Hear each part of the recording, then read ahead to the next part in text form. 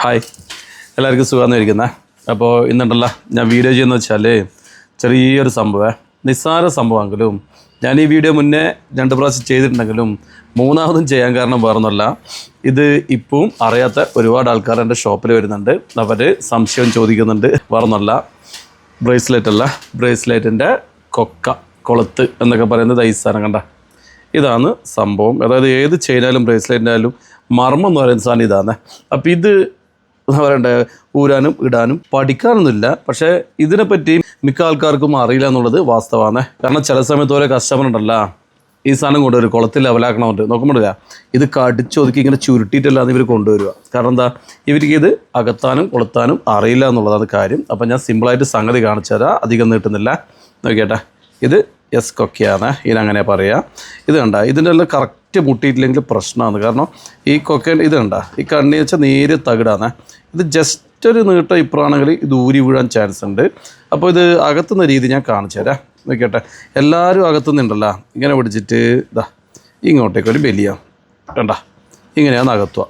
എന്നിട്ടോ ഇത് മുട്ടിക്കുന്ന എങ്ങനെയാണ്, ഇതാ ഇങ്ങനെ പിടിച്ചിട്ട് മുട്ടിക്കാൻ വേണ്ടി പാടുപെടും. പക്ഷേ ഇതൊരിക്കലും മുട്ടൂല കേട്ടോ. നല്ല ടെമ്പറുള്ള സാധനമില്ലെങ്കിൽ തീരെ മുട്ടൂല എന്നുള്ളതാണ് കാര്യം. നോക്കിയാൽ കണ്ട, മുട്ടൂല. അവിടെ ഒരു ഗ്യാപ്പ് എന്തായാലും വരും. നോക്കിയാൽ സൂക്ഷിച്ച് നോക്കിയാൽ അവിടെ ഒരു നേരെ ഗ്യാപ്പില്ലേ, ആ ഗ്യാപ്പിലേക്കൂടെ ഈ സാലിലൂടെ എന്തായാലും ഊരി വരാൻ ചാൻസ് കൂടുതലാണ്. അപ്പോൾ എനിക്ക് കണ്ടോ, ഈ കൊക്ക അടുപ്പിക്കേണ്ട യഥാർത്ഥ രീതിയാണ് ഞാൻ കാണിച്ചു തരാൻ പോകുന്നത്.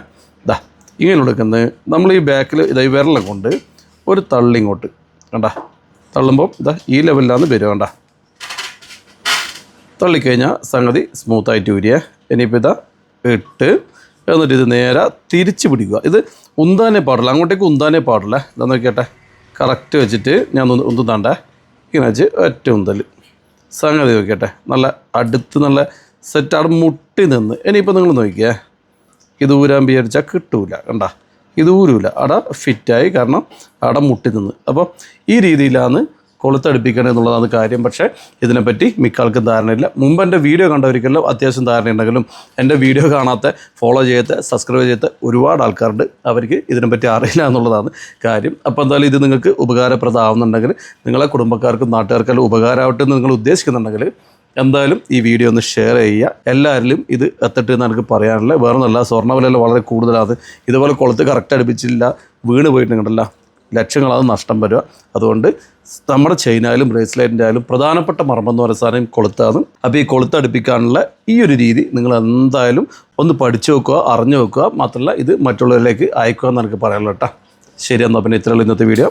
Okay, by.